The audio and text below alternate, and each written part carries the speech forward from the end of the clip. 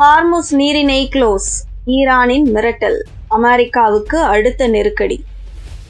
உலகின் முக்கிய எண்ணெய் போக்குவரத்து பாதையான ஹார்முஸ் நீரிணை தொடர்பாக ஈரான் தரப்பில் ஒரு கடுமையான எச்சரிக்கை வெளியாகியுள்ளது. நேற்று ஈரான் அரசு லெபனான் மீதான தாக்குதலை இஸ்ரேல் நிறுத்தியது மூலம் ஹார்முஸ் நீரிணை அனைத்து சரக்கு கப்பல்களுக்கும் முழுமையாக திறக்கப்படுகிறது என அறிவித்திருந்தது. இந்த நிலையில் அமெரிக்கா ஈரான் துறைமுகங்களை தொடர்ந்து தனது கடற்படை கொண்டு முடக்கி வந்தால் ஹார்முஸ் நீரிணை மீண்டும் மூடப்படும் என்று ஈரான் நாடாளுமன்ற சபாநாயகரும் அமெரிக்காவுடனான பேச்சுவார்த்தை குழுவில் முக்கிய நபராக இருக்கும் முகமது பாகர் கலீஃபாஃப் தெரிவித்துள்ளார். இந்த அறிவிப்பு உலக வர்த்தகம் மற்றும் எரிசக்தி சந்தையில் மீண்டும் பெரும் பரபரப்பை ஏற்படுத்தியுள்ளது. ஈரான் தரப்பின் இந்த நிலைப்பாடு அமெரிக்காவுடனான பேச்சுவார்த்தைகளில் புதிய சவாலை உருவாக்கியுள்ளது.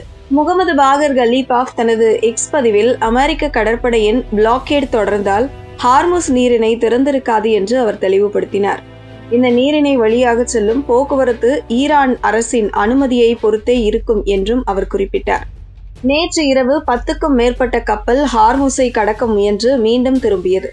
ஹார்முஸ் நீரிணை உலகின் பல நாடுகளின் எண்ணெய் மற்றும் எரிவாயு ஏற்றுமதிக்கு மிக முக்கியமான பாதையாகும். இதை மூடுவது மூலம் உலக அளவில் எரிபொருள் விலையை பாதிக்கும் என்பதால் உலகின் அனைத்து நாடுகளும் இப்பாதையை விரைவாக திறக்க கோரிக்கை வைத்து வருகிறது. ஈரான் தரப்பின் இந்த எச்சரிக்கை அமெரிக்காவின் முடக்கத்தை உடனடியாக நீக்க வேண்டும் என்ற கோரிக்கையாகவும் பார்க்கப்படுகிறது.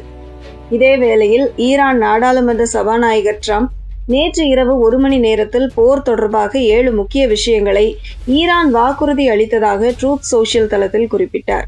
இந்த வாக்குறுதிகள் அனைத்தும் பொய்யானவை என்றும் முகமது பாகர் கலீஃபாஃப் பொட்டில் அடித்தது போல் தெரிவித்தார். இந்த பொய்களால் அமெரிக்கா இந்த போரில் வெற்றி பெறவில்லை.